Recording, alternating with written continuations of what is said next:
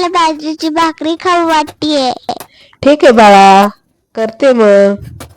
चला, आज आपण पाहणार आहोत बाजरीची भाकरी. त्यासाठी इथे मी 4 ते 5 भाकरी करण्यासाठी एकदमच असं बाजरीचं पीठ मळून घेणार आहे किंवा तयार करून घेणार आहे. तर बाजरीची जी पीठ असतं ते आपण थोडं थोडं पाणी टाकून घट्टसर असं पीठ मळून घ्यायचं. एकदम जर बाजरीचं पीठ जर पातळ मळलं तर भाकरी करताना त्याला चिरा पडू शकतात.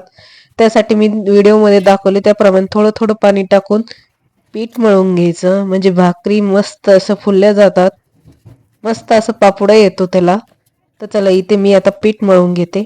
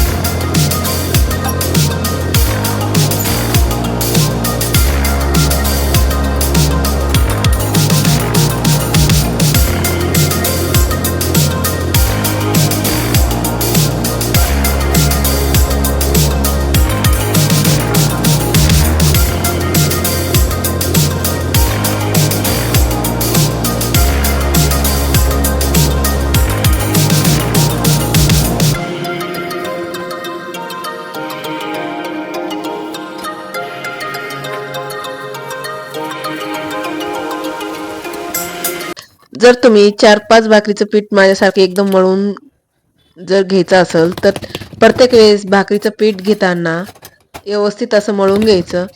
आणि जसं जसं पीठ मुरल तसं तसं ते पातळ होतं. तर पहिल्यांदा पाण्याचा हात न लावता तसंच व्यवस्थित असं मळून घ्यायचं. आणि जर गरज वाटली तरच पाण्याचा हात लावायचा. तर बघा, इथे मी दाखवल्याप्रमाणे मस्त अशा आपल्या बाजरीच्या भाकरी तयार होतात. मस्त असं त्याला पापुडा येतो. तर चला, आपण सर्व पिठाच्या अशा बाजरीच्या भाकरी तयार करून घेऊया. आता संक्रांत सुद्धा आली, तर भोगीच्या दिवशी अशी आमच्याकडे तीळ टाकून बाजरीची भाकरी तयार केली जाते. आणि थंडीच्या दिवसात अशी बाजरीची भाकरी शरीरासाठी खूप अशी हेल्दी पौष्टिक असते. तर थंडीच्या दिवसात ही बाजरीची भाकरी आवर्जून खाल्ली जाते किंवा बाजरीपासून जे पदार्थ तयार करतात ते आवर्जून खाल्ले जातात. तर चला, इथे आपण सर्व पिठाच्या भाकरी तयार करून मस्त खरपूस असं भाजून घेऊया. तर बघा, इथे आपली भाकरी तयार झाल्या आहेत. तर आई, झाली का भाकरी? दे ना मला खायला. हो, झाली. देते बाळा. चला, इथे मी गरमागरम बाजरीच्या भाकरी सोबत ठेसा घेणार आहे. बेसन म्हणजे पिठलं केलं आहे. लोणचं, फोडलेला कांदा घेणार आहे. मी माझ्या मुलीला टेस्ट करायला देते, बघू तिला आवडती का नाही ते. आणि बाजरीची भाकरीचं पीठ मळत आणि त्यामध्ये थोडंसं मीठ टाकावं, म्हणजे बाजरीच्या भाकरी चव अजून वाढते.